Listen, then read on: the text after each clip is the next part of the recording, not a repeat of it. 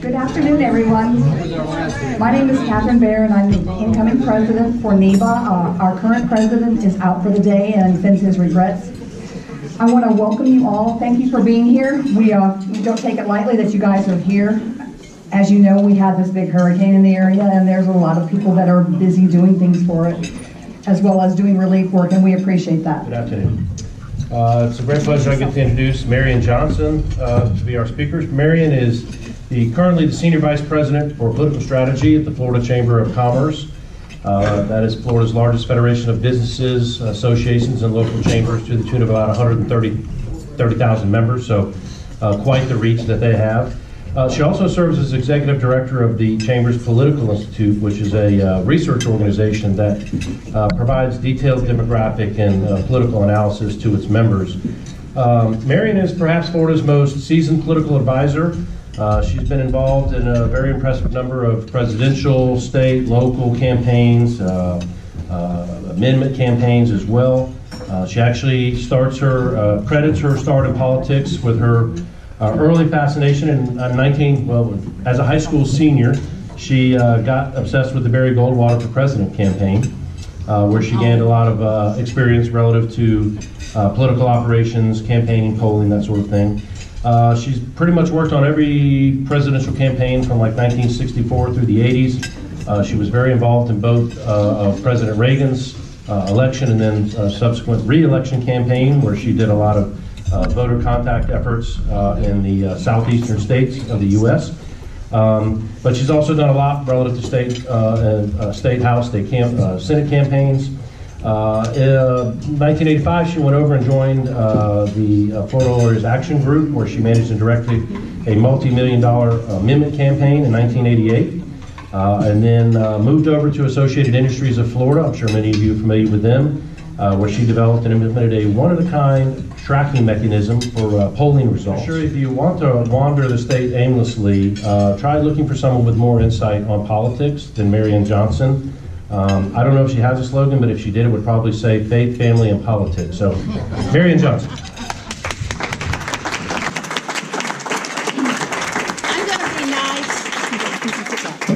I'm going to be nice only for a moment and stand up and say, it is so good to be with you. Weather like this kills my bones. So I'm going to sit back down, and we're just going to have a discussion about what is going on in the state of Florida. You realize 2 weeks from today, praise God, it's over. The elections. But then we're going to have to deal with whatever happens 2 weeks from today. So I'm going to sit down, and we're just going to start talking. Thank you. You know, I know a lot of you in here, and some of you I know of that, even though I've never met you. I've heard of Rocky Beavis all my life, and it is such an honor to be sitting at the table with you, sir, because I've never heard anybody say anything bad about you. So, on the other hand, Barney Bishop has worked for me 3 times, so that proves I'm a glutton for punishment. No. Fired twice. I did. I had to fire him twice. But it wasn't what I wanted to do. You know, Barney is one of those friends that even today, when I first met him, I thought to myself, there is no way I can work with this dude. He is so far to the left that he is truly going to fall off the face of the earth. But things happen, and Barney got in the world, and he started working, and he realized a few things, and you know, one day he comes to me and he said, I really would like to meet Jeb Bush. And by the way, I'm giving a check to a Republican.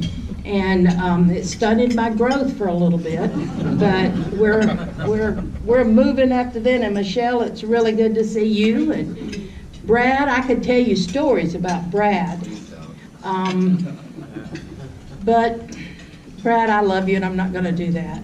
And my friend Mary Lou, we got it. You know, I'm going to start coming to this club to recruit candidates. This is a great place to be. A great place to be. In case you don't know it, I love politics. have all my life, and yes, I'm that old, that I actually remember Eisenhower when he was running. So, yes, I love it. I love it because it affects everything we do. You know, we may not think, you know, even when you go get your nails done, ladies, government affects how they can do what they do to your nails.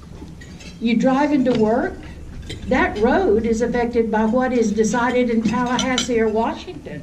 So I'm going to make sure that I'm involved, and I'm going to believe that one person can make a difference, because I know they can.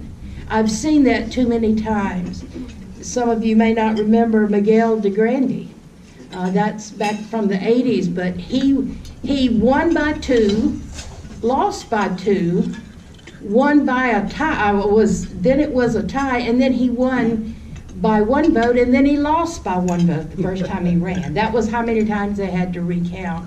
But then we had it just in 2014, I think it was, when Jay Fand won by 2 votes. So it does make a difference. I don't want you to ever get discouraged. I don't want you to ever get weary in doing what's good for our state. I want you to take a breather after the election and get pumped up, because we got another one coming. Florida, I've been here long enough to know and have experienced a lot of the changes that we are seeing now. Did I ever think it would be like it is today? I'm not sure I did. But I could see that there were changes coming. You know, Florida is only one of 9 states that still has a closed primary. That's going to be the next new thing in politics, is there's going to be a concerted effort, I feel certain, to change our voting system. I'm not sure how I feel about that yet, because when I registered to vote, my English lit teacher told me I was too young to know anything, so I had to wait till I was 21 to register. And I wanted to register. In Georgia, you don't register by party. I wanted to register where I could make a statement. And so when I registered, the supervisor of elections said to me, and please don't take this wrong, I was young, I was 21, and I was kind of a smart mouth. But she said, if you register as a Republican, you can't vote in the Democratic primaries. And I said, well, what makes you think I'd want to vote for a Democrat? So, you know, times have changed, and I've seen it change. In 1995, the registration in the state of Florida, there was only 500,000 NPAs and third-party registrations. 500,000. Do you know today that number is 3.6 million? That's 3.6 million that have not voted in a primary that are going to be eligible to vote in this general election. So when I get my polls back, one of the first things I want to look at are how those third parties are doing. At one time, there was about 50 to 51 third parties in addition to the NPAs. Those were people who had bylaws for their party, and some of them were actually pretty good bylaws, but you had like the Pirates Party, the Surfers Party, you had all these parties. That has narrowed down, and there's only about 12 parties now in the state of Florida, because these people are flocking into the NPA. One of my favorite was the Possibility Party, because I could have really done a lot of things with that. And I've often thought about just retiring and picking me a party and going to town with making things work. But then I think about, no, I don't want to do that. So. But our Florida has changed a lot. So let's talk about some of the things that are happening. You know, in Florida, our economy has changed. Our demographics are changed tremendously. And when you have economic and demographic changes, it brings on changes in politics. I do remember when we were a much smaller state. You know, there are more registered voters, just for example, in the Tampa Bay media market than there are in the entire state of Colorado. There are more registered voters in the Tallahassee media market than there are in the state of Utah. So when you look at Florida, you're not looking at a little area. You are looking at a huge area. In primaries are won in the Republican primary. If you're running statewide, you better get Tampa Bay and you better get the Orlando media market, and you can throw in Fort Myers and such as that. But it's very different than it used to be. Even the demographics across the state, the I-4 corridor is changed. It used to be if you were a Republican running statewide, you can ask Andrew Crenshaw back when he ran for Secretary of State in '78. He needed to get the I-4 corridor and some of the rural up front, and the Democratic candidate only needed to get Palm Beach, Broward, and Dade. That's still true in a lot of respects, but the I-4 corridor is not the Republican stronghold that it used to be. 4 counties that had majority Republican, and those were kind of along that I-4 corridor stretch. That doesn't happen now. In many of those counties, the majority party in that county are NPAs. In fact, if the registration, and if we stay on the path that we are right now, by around 2024, 2025, Republicans will be the 3rd party. You'll have Democrats, you'll have NPAs, and then you will have Republicans. That's why, knowing that there are people out there, and when I say people out there, I'm talking about a lot of out-of-state billionaires that want to come into Florida, change Florida, because if they can change it in Florida, they can change it anywhere, and they've got the money. So if they can change Florida, then they can control so much. And with all that you're reading these days, that's going to be one of their next big projects, is to come in and change the way we do voter registration. But when we talk about what's happening, you got to understand some of the economics of our state to put it in perspective also. We are a $1 trillion, we passed it this year, $1 trillion GDP. We've got over 20 million residents, and we create 1 in every 14 jobs in the United States is created here in Florida. We have the unemployment rate, I didn't get a chance to change it on here, but it's dropped, I think, 3.5, was it? It was something like that just this week. So you have to understand Florida. Florida's not just like a regular little state. We're more like a country within this nation. We have decided values for every corner of this state.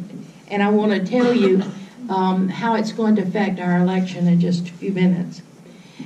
Just to show you, in 2010, we started at the Florida Chamber talking about if we don't get it right in 2018, we're going to have a serious problem for Florida.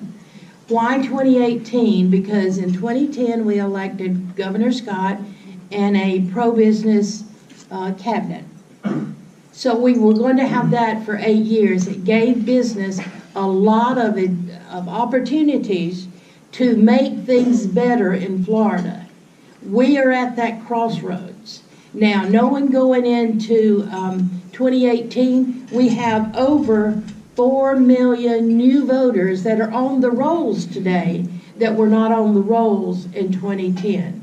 A lot of those are those new registered and those independent people. So when you look at who won the primary, there was only about 3 million votes cast in both primaries. 3 million out of, well, you can't count the NPAs, so it would be about 3 million out of 10 million votes.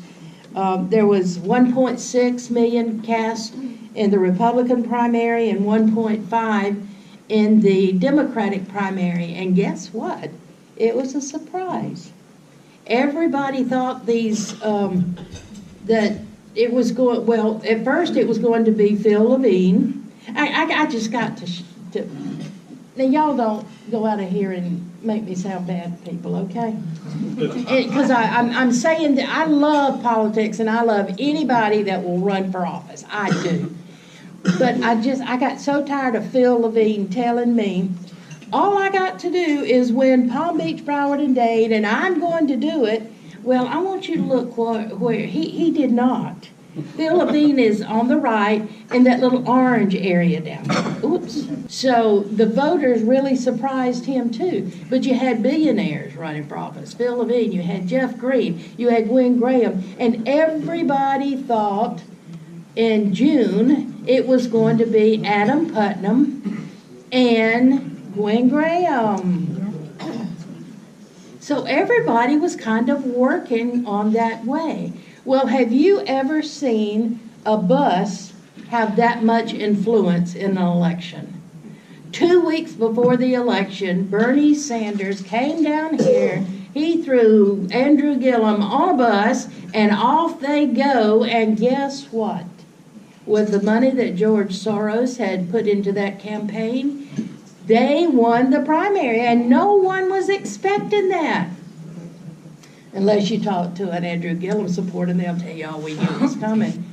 But no one was expecting that. And have you ever seen a candidate who did not have to campaign anywhere, just saying, oh, I'm a friend of Donald Trump? And they took Florida. They beat the odds. So instead of Adam Putnam and Gwen Graham, which would have been an interesting race within itself, we've got Gillum and DeSantis, and you could not have two more opposite people, two more opposite choices to make in a general. This is what Florida looks like when you're talking about voter registration. It's very much a red and a blue. It's hard, when you look at this map, it's very hard to do redistricting in Florida the way the voter registration is. I don't know how you draw a Democratic seat up in the Panhandle. I don't know how you draw a Democratic seat in Central Florida or in Fort Myers. I don't know how you draw a Republican seat in Palm Beach, Broward, and Dade. They're concentrated in areas today. It's not one where if you put the dots all over it, you can actually draw seats that could be more Republican or more Democrat. I still applaud Will Weatherford when the House did their redistricting. He did one of the smartest things in the world. He said, take the home addresses of every incumbent and throw it out. Don't allow us to look where anybody lives. Let's draw these districts as compact and as squarely as we can, like the amendment said. So he didn't go into that process trying to protect anyone. And you remember that year there were about 28 that were pitted against one another, and there was a lot of decisions had to be made. That was one of the things that I will always admire about Brad Drake. He actually was in the part of the district where he could have defeated Marty Coley, but she would have been term limited out next year, and he was the Southern gentleman that he should have been and said, I'm not going to run, I'm going to sit it out. But we weren't that fortunate in a lot of them. So, but anyway, let's look at the registration right now, some of the demographics. Republican registration is 44% of it are women, 49% are men, and 7% are other. And you're going to ask me, what is another? Yes. Now, I used to put this on a bar chart, and when it would come up, I used to put it on a bar chart, and when it would come up, men, women, other, the whole audience would laugh. And I knew what they were doing. They was looking at the other. The other is those voters who don't declare a gender, but they have a name like Marian that could be a man or a woman, so they can't lump it in. It's people, they don't know their agenda. Overall, in the state of Florida, 47% of the people believe we're going in the right direction, 37 believe we're not. The men are happier than women, and you men can vouch for that because you're never going to satisfy us women. You know that. So just get that in your hat, understand it. And when I retire from politics, I'm going to teach a class on men really are from Mars and women from Venus, because y'all just don't get it. You men just don't get it. And I'm going to teach the women, don't make your man wonder what you want. Tell him, okay, today I need you to buy me several gifts today. So go ahead and do that, men, and you will have it done. I'm sorry. Republicans are happier than Democrats, but I like to look at the NPAs, because that will tell you something. The NPAs at the beginning of this year were leaning very, very, very Democratic. Slowly they're coming back. It's only been in the last 10 days to 2 weeks that Republican women have been coming home. That's why you're seeing the polls be a little bit different. It's only been in the last 10 days to 2 weeks that NPAs are balancing out. They no longer dislike Ron DeSantis. He's doing pretty good among those NPAs. Whites are pretty happy. Hispanics are pretty happy. Hispanics are liking the Republican outreach a lot more than they were 3 or 4 weeks ago. And what do you think is heading the top of the ticket on issues this time? Environment and immigration play a big role in what's going on. Some of these states, you can see in the first one, statewide jobs is number 1. Jobs is number 2. You've got Enviro at 14% statewide. And this is a poll, we don't give them things to choose from. We say, what's the one thing you want the governor and the legislature to do something about? So this is what is on their mind. When it's according to what issue is there, when candidates are talking about health care, ooh, it pops up. It's what they're hearing about, but statewide right now it's the environment, and I'm sure y'all have never heard anything about red tide. That's been in the papers so much that people, they say they want something done about it. Jobs in the economy is second place, and this is only since 2008. Jobs in the economy has been number 1 except for twice. But things are looking good now. Things are looking up, and people are much more positive about what they're seeing. I actually think Rick Scott's going to pull this one off. Really? Yeah. Rick goes up in the polls when he handles a crisis. And he's up now 2 points. He was down 3 points 3 weeks ago, so that one's going to go to election day. But he's doing the right things now, and there's a big segment of voters who want a change, and he's doing the right things. But in the state, there's really not much that's going to happen in the Senate. You're going to have a Republican Senate coming back. You might have a couple of seats that change hands from a Democrat to a Republican, or from a Republican to a Democrat. But you're going to have a Republican Senate. There is a phenomena going on right now. Trump is doing really good in Florida right now. He doesn't have that bad of a negative, even with the ones who don't like him. He and Scott both are doing good right now, which is something really good. But maybe it's because of the way I believe, but I believe when a crisis comes, Republicans become patriotic. And I believe that these good folks, even the Democrats up there, they have been through a hell. And I think they're going to want to have a say. So y'all think about that too, and make sure that if you got family up there that you get them out to vote. And I could talk forever. Thank you, Marian. Thank you.